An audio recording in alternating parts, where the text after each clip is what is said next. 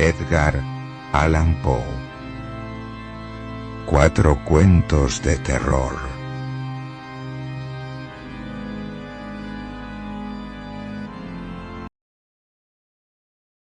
El retrato oval. El castillo en el cual mi criado se le había ocurrido penetrar a la fuerza en vez de permitirme, malhadadamente herido como estaba, de pasar una noche al ras. Era uno de esos edificios mezcla de grandeza y de melancolía que durante tanto tiempo levantaron sus altivas frentes en medio de los Apeninos, tanto en la realidad como en la imaginación de Mistress Radcliffe. Según toda apariencia, el castillo había sido recientemente abandonado, aunque temporariamente. Nos instalamos en una de las habitaciones más pequeñas y menos suntuosamente amuebladas. Estaba situada en una torre aislada del resto del edificio. Su decorado era rico, pero antiguo y sumamente deteriorado. Los muros estaban cubiertos de tapicerías y adornados con numerosos trofeos heráldicos de toda clase, y de ellos pendían un número verdaderamente prodigioso de pinturas modernas, ricas de estilo, encerradas en sendos marcos dorados, de gusto arabesco. Me produjeron profundo interés, y quizá mi incipiente delirio fue la causa. Aquellos cuadros colgados no solamente en las paredes principales, sino también en una porción de rincones que la arquitectura caprichosa del castillo hacía inevitable. Hice a Pedro cerrar los pesados postigos del salón, pues ya era hora avanzada, encender un gran candelabro de muchos brazos colocado al lado de mi cabecera, y abrir completamente las cortinas de negro terciopelo, guarnecidas de festones que rodeaban el lecho. Quíselo así, para poder, al menos, si no reconciliaba el sueño, distraerme alternativamente entre la contemplación de estas pinturas y la lectura de un pequeño volumen que había encontrado sobre la almohada, en que se criticaban y analizaban. Leí largo tiempo. Contemplé las pinturas religiosas devotamente. Las horas huyeron, rápidas y silenciosas, y llegó la medianoche. La posición del candelabro me molestaba, y extendiendo la mano con dificultad para no turbar el sueño de mi criado, lo coloqué de modo que arrojase la luz de lleno sobre el libro.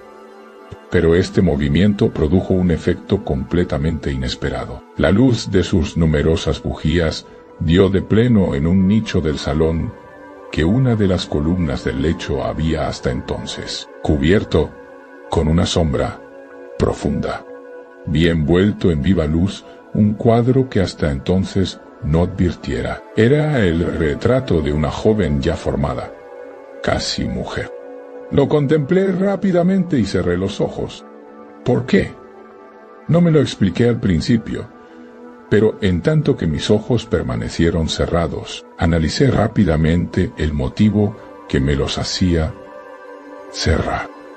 Era un movimiento involuntario para ganar tiempo y recapacitar, para asegurarme de que mi vista no me había engañado, para calmar y preparar mi espíritu a una contemplación más fría y más serena.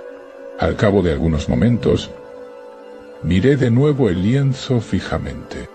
No era posible dudar, aun cuando lo hubiese querido, porque el primer rayo de luz, al caer sobre el lienzo, había desvanecido el estupor delirante de que mis sentidos se hallaban poseídos, haciéndome volver repentinamente a la realidad de la vida. El cuadro representaba, como ya he dicho, a una joven. Se trataba sencillamente de un retrato de medio cuerpo, todo en este estilo que se llama, en lenguaje técnico, estilo de viñeta. Había en él mucho de la manera de pintar de Sully en sus cabezas favoritas. Los brazos, el seno y las puntas de sus radiantes cabellos pendíanse en la sombra vaga, pero profunda, que servía de fondo a la imagen. El marco era oval, magníficamente dorado y de un bello estilo morisco. Tal vez no fuese ni la ejecución de la obra, ni la excepcional belleza de su fisonomía, lo que me impresionó tan repentina y profundamente. No podía creer que mi imaginación, al salir de su delirio, hubiese tomado la cabeza por la de una persona viva. Empero los detalles del dibujo, el estilo de viñeta y el aspecto del marco no me permitieron dudar ni un solo instante. Abismado en estas reflexiones, permanecí una hora entera con los ojos fijos en el retrato. Aquella inexplicable expresión de realidad y vida que al principio me hiciera estremecer, acabó por subyugarme. Lleno de terror y respeto, volví el candelabro a su primera posición, y habiendo así apartado de mi vista la causa de mi profunda agitación, me apoderé ansiosamente del volumen que contenía la historia y descripción de los cuadros. Busqué inmediatamente el número correspondiente al que marcaba el retrato oval, y leí la extraña y singular historia siguiente. Era una joven de peregrina belleza, tan graciosa como amable, que en mal hora amó al pintor y se desposó con él. Él tenía un carácter apasionado, estudioso y austero, y había puesto en el arte sus amores. Ella, joven, de rarísima belleza, toda luz y sonrisas, con la alegría de un cervatillo amándolo todo, no odiando más que el arte, que era su rival, no temiendo más que la paleta, los pinceles y demás instrumentos importunos que le arrebataban el amor de su adorado. Terrible impresión causó a la dama oír al pintor hablar del deseo de retratarla. Mas era humilde y sumisa, y sentóse pacientemente durante largas semanas en la sombría y alta habitación de la torre, donde la luz se filtraba sobre el pálido lienzo solamente por el cielo raso. El artista cifraba su gloria en su obra, que avanzaba de hora en hora, de día en día, y era un hombre vehemente, extraño, pensativo, y que se perdía en mil ensueños, tanto que no veía que la luz que penetraba tan lúgubremente en esta torre aislada secaba la salud y los encantos de su mujer, que se consumía para todos, excepto para él. Ella, no obstante, sonreía más y más, porque veía que el pintor, que disfrutaba de gran fama, experimentaba un vivo y ardiente placer en su tarea, y trabajaba noche y día para trasladar al lienzo la imagen de la que tanto amaba, la cual de día en día tornábase más débil y desanimada. Y, en verdad, los que contemplaban el retrato comentaban en voz baja su semejanza maravillosa, prueba palpable del genio del pintor y del profundo amor que su modelo le inspiraba. Pero al fin, cuando el trabajo tocaba a su término, no se permitió a nadie entrar en la torre, porque el pintor había llegado a enloquecer por el ardor con que tomaba su trabajo, y levantaba los ojos rara vez del lienzo, ni aun para mirar el rostro de su esposa. Y no podía ver que los colores que extendía sobre el lienzo borrábanse de las mejillas de la que tenía sentada a su lado. Y cuando muchas semanas hubieron transcurrido, y no restaba por hacer más que una cosa muy pequeña, solo dar un toque sobre la boca y otro sobre los ojos, el alma de la dama palpitó aún, como la llama de una lámpara que está próxima a extinguirse. Y entonces el pintor dio los toques, y durante un instante quedó en éxtasis ante el trabajo que había ejecutado. Pero un minuto después, estremeciéndose, palideció intensamente herido por el terror, y gritó con voz terrible: «En verdad, esta es la vida misma». Se volvió bruscamente para mirar a su bien amada. Estaba muerta.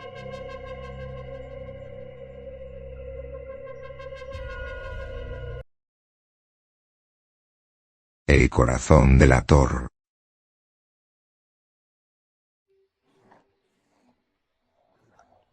Es cierto. Siempre he sido nervioso, muy nervioso, terriblemente nervioso. ¿Pero por qué afirman ustedes que estoy loco? La enfermedad había agudizado mis sentidos, en vez de destruirlos o embotarlos, y mi oído era el más agudo de todos. Oía todo lo que puede oírse en la tierra y en el cielo. Muchas cosas oí en el infierno. ¿Cómo puedo estar loco entonces? Escuchen y observen con cuánta cordura, con cuánta tranquilidad les cuento mi historia. Me es imposible decir cómo aquella idea me entró en la cabeza por primera vez, pero una vez concebida, me acosó noche y día. Yo no perseguía ningún propósito, ni tampoco estaba colérico. Quería mucho al viejo, jamás me había hecho nada malo, jamás me insultó. Su dinero no me interesaba. Me parece que fue su ojo.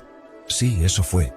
Tenía un ojo semejante al de un buitre, un ojo celeste, y velado por una tela. Cada vez que lo clavaba en mí se me helaba la sangre. Y así, poco a poco, muy gradualmente, me fui decidiendo a matar al viejo y librarme de aquel ojo para siempre.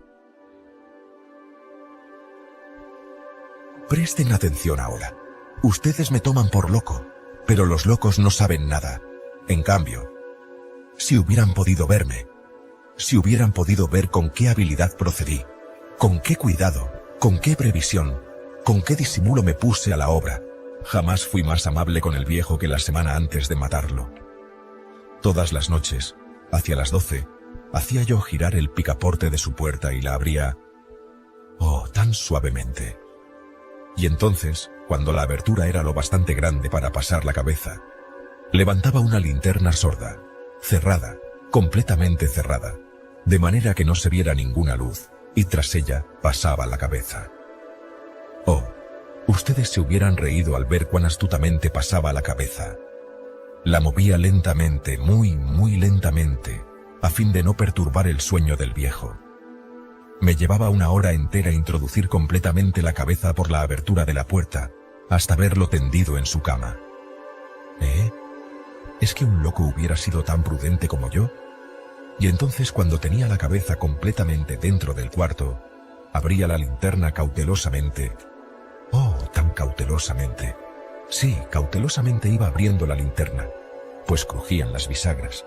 La iba abriendo lo suficiente para que un solo rayo de luz cayera sobre el ojo de buitre. Y esto lo hice durante 7 largas noches, cada noche, a las 12. Pero siempre encontré el ojo cerrado, y por eso me era imposible cumplir mi obra, porque no era el viejo quien me irritaba, sino el mal de ojo. Y por la mañana, apenas iniciado el día, entraba sin miedo en su habitación, y le hablaba resueltamente, llamándolo por su nombre con voz cordial, y preguntándole cómo había pasado la noche. Ya ven ustedes que tendría que haber sido un viejo muy astuto, para sospechar que todas las noches, justamente a las 12, iba yo a mirarlo mientras dormía. Al llegar la 8ª noche, procedí con mayor cautela que de costumbre al abrir la puerta. El minutero de un reloj se mueve con más rapidez de lo que se movía mi mano. Jamás, antes de aquella noche, había sentido el alcance de mis facultades, de mi sagacidad. Apenas lograba contener mi impresión de triunfo. Pensar que estaba ahí, abriendo poco a poco la puerta, y que él ni siquiera soñaba con mis secretas intenciones o pensamientos. Me reí entre dientes ante esta idea, y quizá me oyó, porque lo sentí moverse repentinamente en la cama, como si se sobresaltara. Ustedes pensarán que me eché hacia atrás, pero no. Su cuarto estaba tan negro como la pez, ya que el viejo cerraba completamente las persianas por miedo a los ladrones. Yo sabía que le era imposible distinguir la abertura de la puerta, y seguí empujando suavemente, suavemente. Había ya pasado la cabeza, y me disponía a abrir la linterna, cuando mi pulgar resbaló en el cierre metálico, y el viejo se enderezó en el lecho, gritando, ¿quién está ahí? Permanecí inmóvil, sin decir palabra. Durante 1 hora entera no moví un solo músculo, y en todo ese tiempo no oí que volviera a tenderse en la cama. Seguía sentado, escuchando, tal como yo lo había hecho, noche tras noche, mientras escuchaba en la pared los taladros cuyo sonido anuncia la muerte. Oí de pronto un leve quejido, y supe que era el quejido que nace del terror. No expresaba dolor o pena. Oh, no. Era el ahogado sonido que brota del fondo del alma cuando el espanto la sobrecoge. Bien conocía yo ese sonido. Muchas noches, justamente a las 12, cuando el mundo entero dormía, surgió de mi pecho, ahondando con su espantoso eco los terrores que me enloquecían. Repito que lo conocía bien. Comprendí lo que estaba sintiendo el viejo y le tuve lástima, aunque me reía en el fondo de mi corazón. Comprendí que había estado despierto desde el primer leve ruido, cuando se movió en la cama. Había tratado de decirse que aquel ruido no era nada, pero sin conseguirlo. Pensaba: no es más que el viento en la chimenea, o un grillo que chirrió una sola vez. Sí, había tratado de darse ánimo con esas suposiciones, pero todo era en vano. Todo era en vano, porque la muerte se había aproximado a él, deslizándose furtiva, y envolvía a su víctima. Y la fúnebre influencia de aquella sombra imperceptible era la que lo movía a sentir, aunque no podía verla ni oírla, a sentir la presencia de mi cabeza dentro de la habitación. Después de haber esperado largo tiempo, con toda paciencia, sin oír que volviera a acostarse, resolví abrir una pequeñísima ranura en la linterna. Así lo hice. No pueden imaginarse ustedes con qué cuidado, con qué inmenso cuidado, hasta que un fino rayo de luz, semejante al hilo de la araña, brotó de la ranura y cayó de lleno sobre el ojo de buitre. Estaba abierto de par en par, y yo empecé a enfurecerme mientras lo miraba. Lo vi con toda claridad, de un azul apagado, y con aquella horrible tela que me helaba hasta el tuétano. Pero no podía ver nada de la cara o del cuerpo del viejo, pues como movido por un instinto, había orientado el haz de luz exactamente hacia el punto maldito.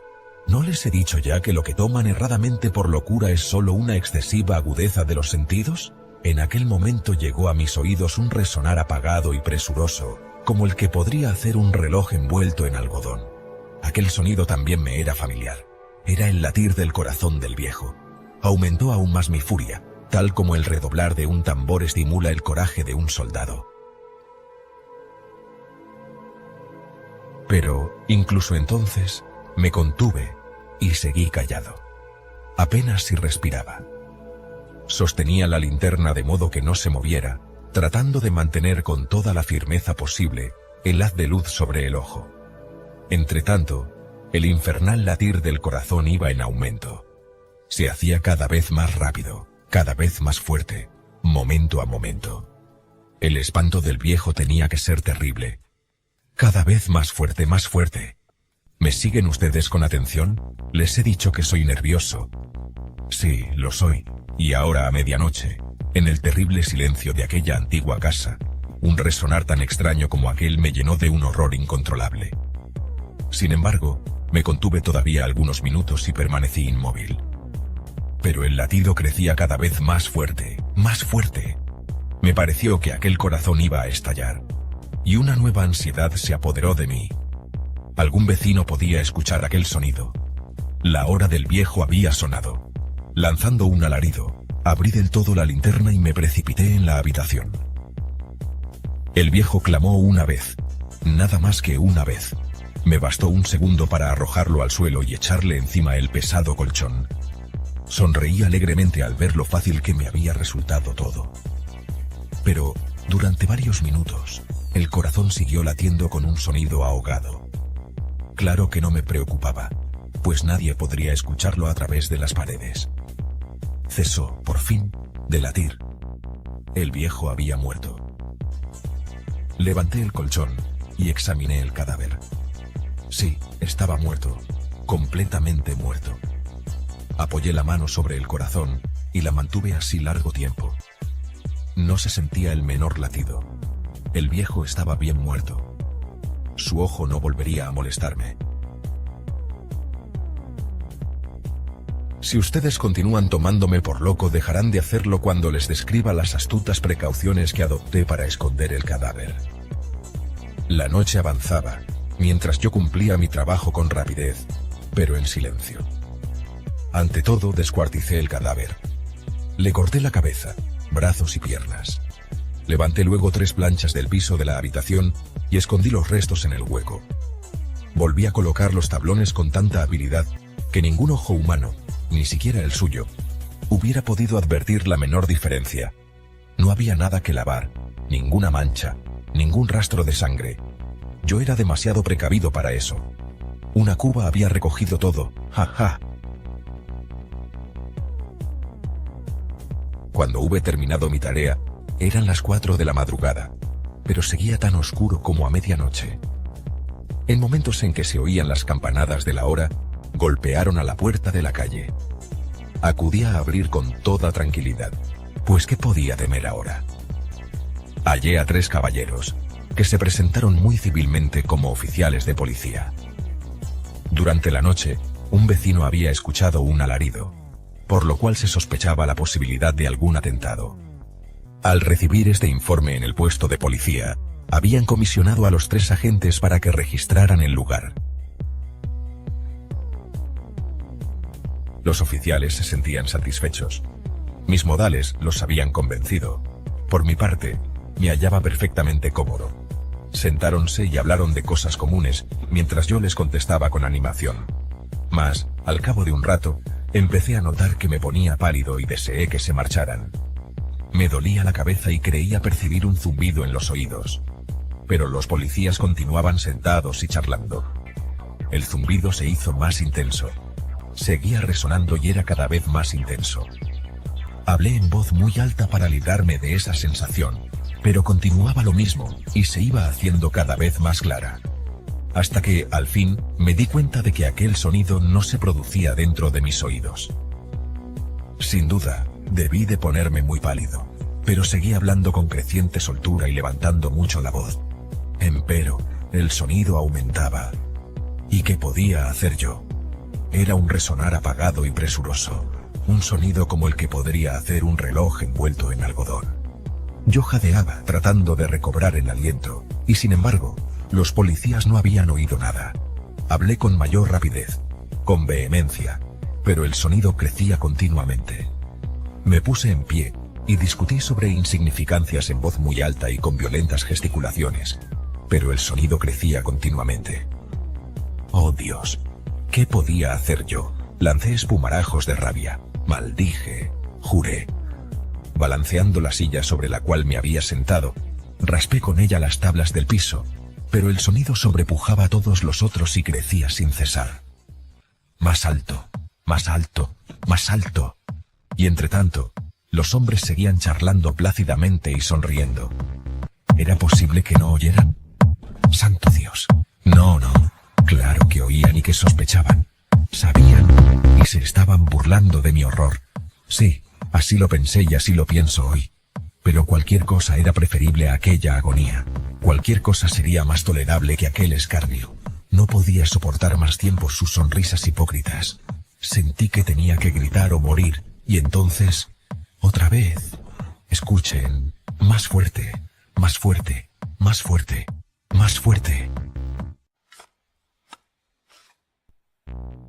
Basta ya de fingir, malvados, aullé. Confieso que lo maté. Levanten esos tablones. Ahí, donde está latiendo su horrible corazón.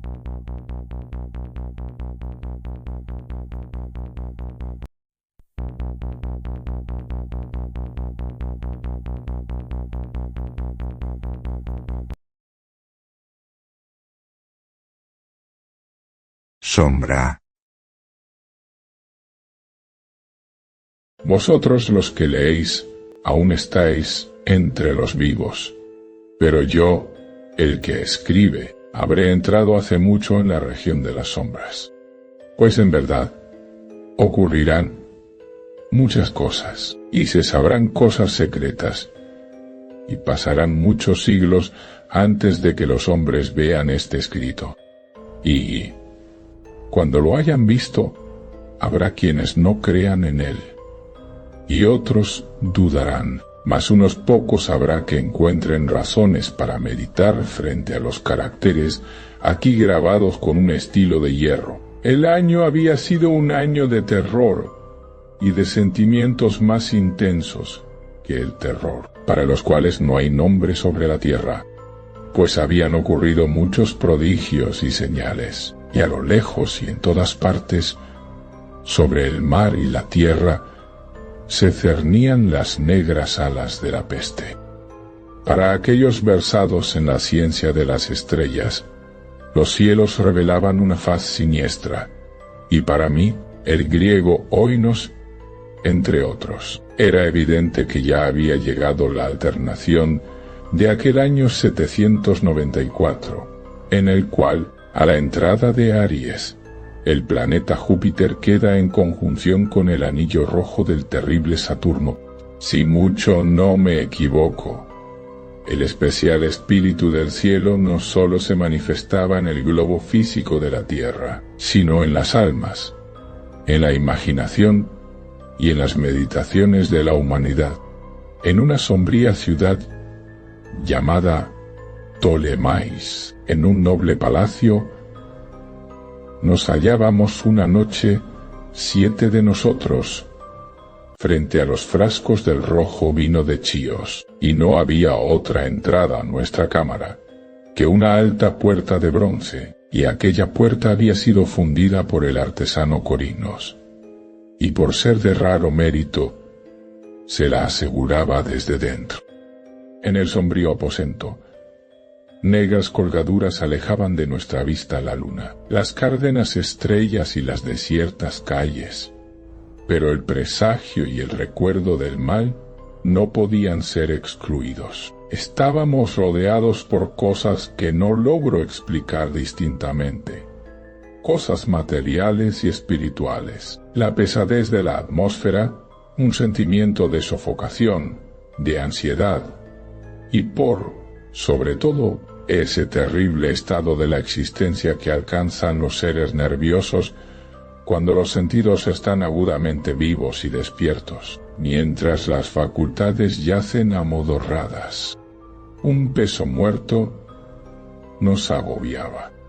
Caía sobre los cuerpos, los muebles, los vasos en que bebíamos.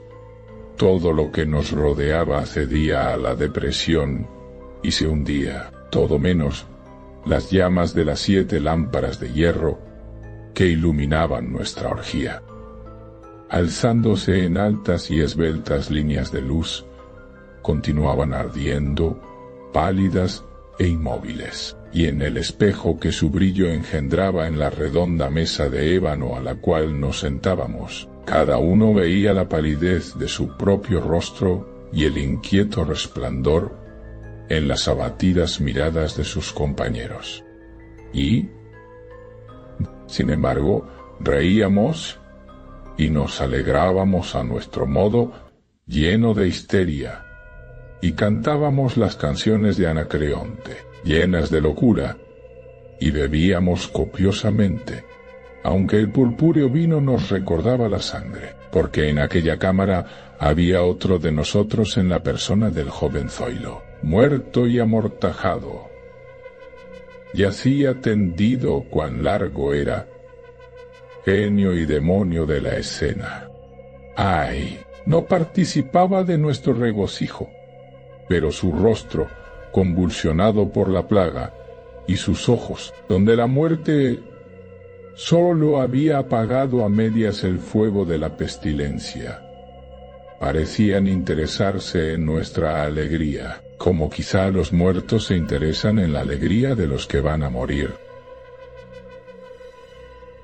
Mas aunque yo, oinos, sentía que los ojos del muerto estaban fijos en mí, me obligaba a no percibir la amargura de su expresión, y mientras contemplaba fijamente las profundidades del espejo de ébano, cantaba en voz alta y sonora las canciones del hijo de Teos. Poco a poco, sin embargo, mis canciones fueron callando y sus ecos, perdiéndose entre las tenebrosas colgaduras de la cámara, se debilitaron hasta volverse inaudibles y se apagaron del todo. Y he aquí que de aquellas tenebrosas colgaduras, donde se perdían los sonidos de la canción, se desprendió una profunda e indefinida sombra. Una sombra como la que la luna, cuando está baja, podría extraer del cuerpo de un hombre. Pero esta no era la sombra de un hombre o de un dios. ni de ninguna cosa familiar. Y, después de temblar un instante, entre las colgaduras del aposento quedó por fin, a plena vista sobre la superficie de la puerta de bronce. Mas la sombra era vaga e informe, indefinida, y no era la sombra de un hombre o de un dios, ni un dios de Grecia, ni un dios de Caldea, ni un dios egipcio. Y la sombra se detuvo en la entrada de bronce, bajo el arco del entablamento de la puerta, y sin moverse, sin decir una palabra, permaneció inmóvil. Y la puerta donde estaba la sombra, si recuerdo bien, se alzaba frente a los pies del joven Zoilo amortajado. Mas nosotros, los 7 allí congregados, al ver cómo la sombra avanzaba desde las colgaduras, no nos atrevimos a contemplarla de lleno, sino que bajamos los ojos y miramos fijamente las profundidades del espejo de ébano. Y al final yo, oínos, hablando en voz muy baja, pregunté a la sombra cuál era su morada y su nombre. Y la sombra contestó: Yo soy Sombra, y mi morada está al lado de las catacumbas de Ptolemaes, y cerca de las oscuras planicies de Clíseo que bordean el impuro canal de Caronte. Y entonces los 7 nos levantamos llenos de horror y permanecimos de pie, temblando, estremecidos, pálidos, porque el tono de la voz de la sombra no era el tono de un solo ser, sino el de una multitud de seres, y, variando en sus cadencias de una sílaba a otra, penetraba oscuramente en nuestros oídos con los acentos familiares y hartos recordados de 1000 y 1000 amigos muertos.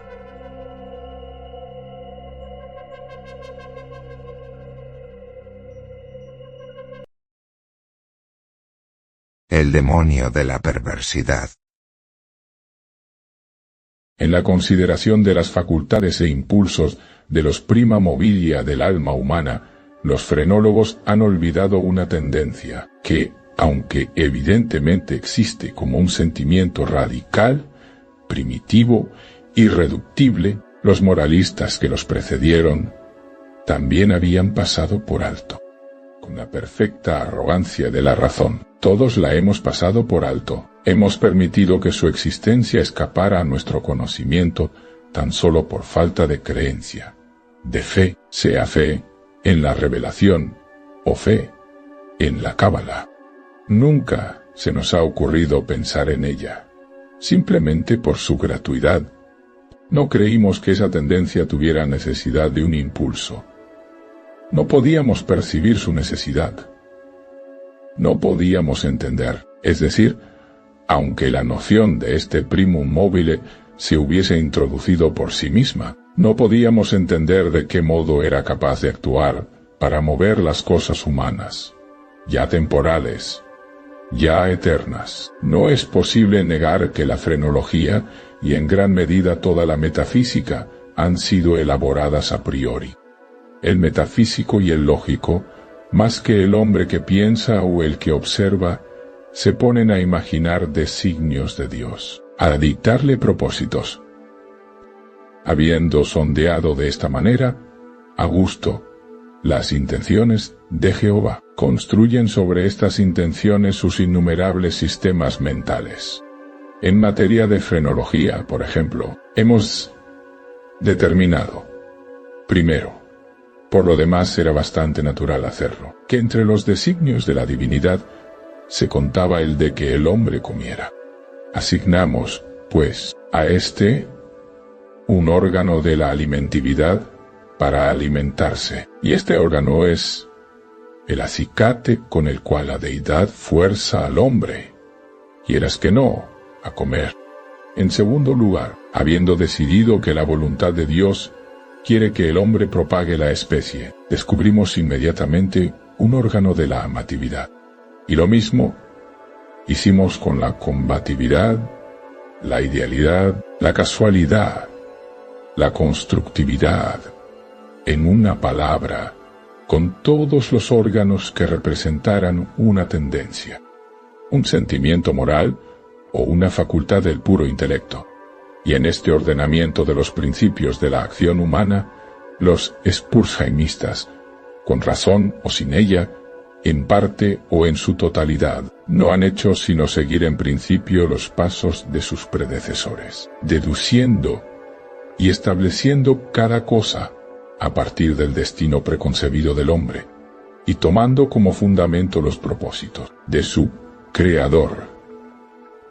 Hubiera sido más prudente, hubiera sido más seguro fundar nuestra clasificación, puesto que debemos hacerla en lo que el hombre habitual u ocasionalmente hace, y en lo que siempre hace ocasionalmente, en cambio de fundarla en la hipótesis de lo que Dios pretende obligarle a hacer. Si no podemos comprender a Dios en sus obras visibles, ¿cómo lo comprenderíamos en los inconcebibles pensamientos que dan vida a sus obras? Si no podemos entenderlo en sus criaturas objetivas, ¿cómo hemos de comprenderlo en sus tendencias esenciales y en las fases de la creación?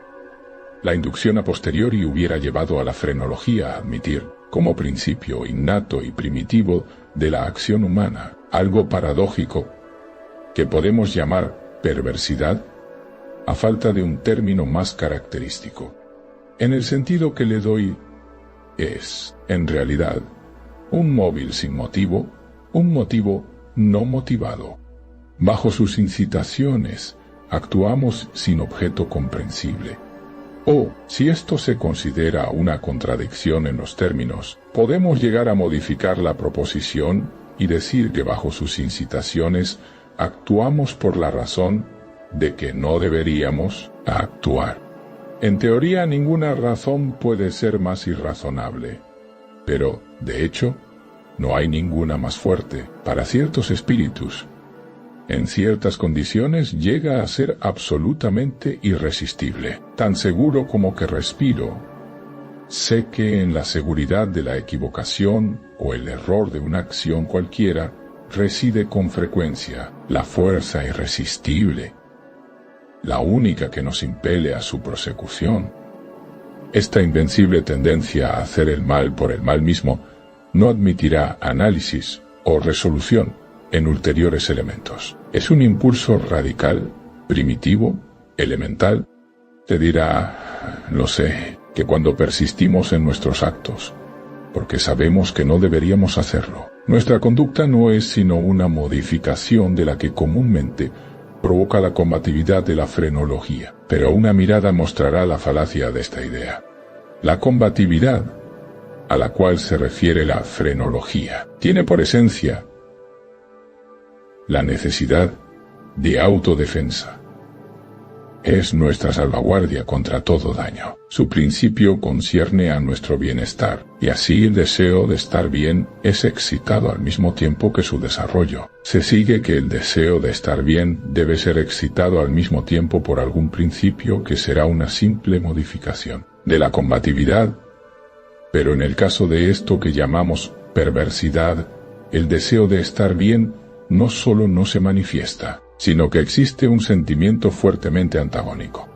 Si se apela al propio corazón, se hallará, después de todo, la mejor réplica a la sofistería que acaba de señalarse. Nadie que consulte con sinceridad su alma y la someta a todas las preguntas estará dispuesto a negar que esa tendencia es absolutamente radical. No es más incomprensible que característica. No hay hombre viviente a quien en algún período no lo haya atormentado, por ejemplo, un vehemente deseo de torturar a su interlocutor con circunloquios. El que habla vierte el desagrado que causa. Tiene toda la intención de agradar. Por lo demás, es breve, preciso y claro. El lenguaje más lacónico y más luminoso lucha por brotar de su boca. Solo con dificultad refrena su curso, teme y lamenta la cólera de aquel a quien se dirige. Sin embargo, se le ocurre la idea de que puede engendrar esa cólera con ciertos incisos y ciertos paréntesis. El impulso crece hasta el deseo hasta el anhelo hasta una ansia incontrolable y el ansia, con gran pesar y mortificación del que habla y desafiando todas las consecuencias, es consentida. Tenemos ante nosotros una tarea que debe ser cumplida velozmente. Sabemos que la demora será ruinosa. La crisis más importante de nuestra vida exige, a grandes voces, energía y acción inmediatas. Ardemos. Nos consumimos de ansiedad por comenzar la tarea, y en la anticipación de su magnífico resultado nuestra alma se enardece. Tiene que ser emprendida hoy, y, sin embargo, la dejamos para mañana. ¿Y por qué? No hay respuesta, salvo que sentimos esa actitud perversa, usando la palabra, sin comprensión del principio. El día siguiente llega, y con él, una ansiedad más impaciente por cumplir con nuestro deber, pero con este verdadero aumento de ansiedad, llega también un indecible anhelo de postergación, realmente espantosa por lo insondable. Este anhelo cobra fuerzas a medida que pasa el tiempo. La última hora para la acción está al alcance de nuestra mano. Nos estremece la violencia del conflicto interior, de lo definido con lo indefinido, de la sustancia con la sombra. Pero si la contienda ha llegado tan lejos, la sombra es la que vence. Luchamos en vano, suena la hora, y doblan a muerto por nuestra felicidad. Al mismo tiempo es el canto del gallo para el fantasma, que nos había atemorizado. Vuela, desaparece.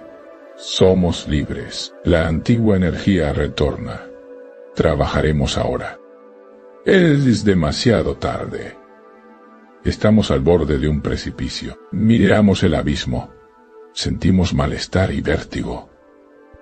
Nuestro primer impulso es retroceder ante el peligro. Inexplicablemente, nos quedamos en lenta graduación. Nuestro malestar y nuestro vértigo se confunden en una nube de sentimientos inefables. Por grados aún más imperceptibles, esta nube cobra forma, como el vapor de la botella de donde surgió el genio en las 1001 noches.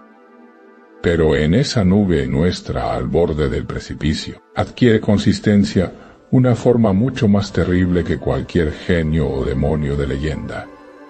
Y sin embargo, es solo un pensamiento, aunque temible, de esos que hielan hasta la médula de los huesos con la feroz delicia de su horror. Es simplemente la idea de lo que serían nuestras sensaciones durante la veloz caída desde semejante altura. Y esta caída, esta fulminante aniquilación, por la simple razón de que implica la más espantosa y la más abominable entre las más espantosas y abominables imágenes, de la muerte y el sufrimiento que jamás se hayan presentado a nuestra imaginación. Por esta simple razón, la deseamos con más fuerza, y porque nuestra razón nos aparta violentamente del abismo. Por eso nos acercamos a él con más ímpetu. No hay en la naturaleza pasión de una impaciencia tan demoníaca como la del que, estremecido al borde de un precipicio, piensa arrojarse en él. Aceptar por un instante cualquier atisbo de pensamiento significa la perdición inevitable, pues la reflexión no hace sino apremiarnos para que no lo hagamos. Y justamente por eso digo, no podemos hacerlo si no hay allí un brazo amigo que nos detenga, o si fallamos en el súbito esfuerzo de echarnos atrás, nos arrojamos, nos destruimos. Examinemos estas acciones y otras similares. Encontraremos que resultan solo del espíritu de perversidad. Las perpetramos simplemente porque sentimos que no deberíamos hacerlo. Más acá o más allá de esto no hay principio inteligible, y podríamos en verdad considerar su perversidad como una instigación directa del demonio, si no supiéramos que a veces actúa en fomento del bien. He hablado tanto que en cierta medida puedo responder a vuestra pregunta. Puedo explicaros por qué estoy aquí. Puedo mostraros algo que tendrá por lo menos una débil apariencia de justificación de estos grillos y esta celda de condenado que ocupo. Si no hubiera sido tan prolijo, o no me hubierais comprendido, o como la chusma, me hubierais considerado loco. Ahora advertiréis fácilmente que soy una de las innumerables víctimas del demonio de la perversidad. Es imposible que acción alguna haya sido preparada con más perfecta deliberación. Semanas, meses enteros medité en los medios del asesinato. Rechacé 1000 planes, porque su realización implicaba una chance de ser descubierto. Por fin, leyendo algunas memorias francesas, encontré el relato de una enfermedad casi fatal sobrevenida a Madame Pilau, por obra de una vela accidentalmente envenenada. La idea impresionó de inmediato mi imaginación. Sabía que mi víctima tenía la costumbre de leer en la cama. Sabía también que su habitación era pequeña y mal ventilada. Pero no necesito fatigaros con detalles impertinentes. No necesito describir los fáciles artificios mediante los cuales sustituí en el candelero de su dormitorio la vela que allí encontré por otra de mi fabricación. A la mañana siguiente, lo hallaron muerto en su lecho, y el veredicto del coronel fue, muerto por la voluntad de Dios. De su fortuna, y todo anduvo bien durante varios años. Ni una sola vez cruzó por mi cerebro la idea de ser descubierto. Yo mismo hice desaparecer los restos de la bujía fatal. No dejé huella de una pista por la cual fuera posible acusarme o siquiera hacerme sospechoso del crimen. Es inconcebible el magnífico sentimiento de satisfacción que nacía en mi pecho cuando reflexionaba en mi absoluta seguridad. Durante un periodo muy largo me acostumbré a deleitarme en este sentimiento.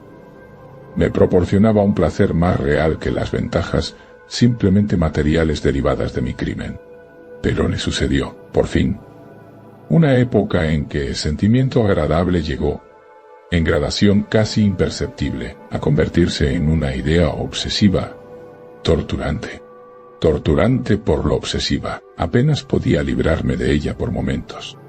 Es harto común que nos fastidie el oído, o más bien, la memoria, el machacón estribillo de una canción vulgar, o algunos compases triviales de una ópera. El martirio no sería menor si la canción en sí misma fuera buena o el aria de ópera meritoria. Así es como, al fin, me descubría permanentemente pensando en mi seguridad y repitiendo en voz baja la frase: estoy a salvo. Un día, mientras vagabundeaba por las calles, me sorprendí en el momento de murmurar, casi en voz alta, las palabras acostumbradas. En un acceso de petulancia, les di esta nueva forma: estoy a salvo si no soy lo bastante tonto para confesar abiertamente. Yo no bien pronuncié estas palabras, sentí que un frío de hielo penetraba hasta mi corazón. Tenía ya alguna experiencia de estos accesos de perversidad, cuya naturaleza he explicado no sin cierto esfuerzo, y recordaba que en ningún caso había resistido con éxito sus embates. Y ahora, la casual insinuación de que podía ser lo bastante tonto para confesar el asesinato del cual era culpable, se enfrentaba conmigo como la verdadera sombra de mi asesinado y me llamaba a la muerte. Al principio, hice un esfuerzo para sacudir esta pesadilla de mi alma. Caminé vigorosamente, más rápido, cada vez más rápido, para terminar corriendo. Sentía un deseo enloquecedor de gritar con todas mis fuerzas. Cada ola sucesiva de mi pensamiento me abrumaba de terror, pues, yo sabía bien, demasiado bien, que pensar en mi situación era estar perdido. Aceleré aún más el paso. Salté como un loco por las calles atestadas. Al fin, el populacho se alarmó y me persiguió. Sentí entonces la consumación de mi destino. Si hubiera podido arrancarme la lengua, lo habría hecho. Pero una voz ruda resonó en mis oídos. Una mano más ruda me aferró por el hombro. Me volví. Abrí la boca para respirar. Por un momento, experimenté todas las angustias del ahogo. Estaba ciego, sordo, aturdido. Y entonces, algún demonio invisible, pensé, me golpeó con su ancha palma en la espalda. El secreto, largo tiempo prisionero, irrumpió de mi alma. Dicen que hablé con una articulación clara, pero con marcado énfasis y apasionada prisa, como si temiera una interrupción antes de concluir las breves pero densas frases que me entregaban al verdugo y al infierno. Después de relatar todo lo necesario para la plena acusación judicial, caí por tierra desmayado. Pero, ¿para qué diré más? Hoy tengo estas cadenas y estoy aquí. Mañana estaré libre. Pero, ¿dónde?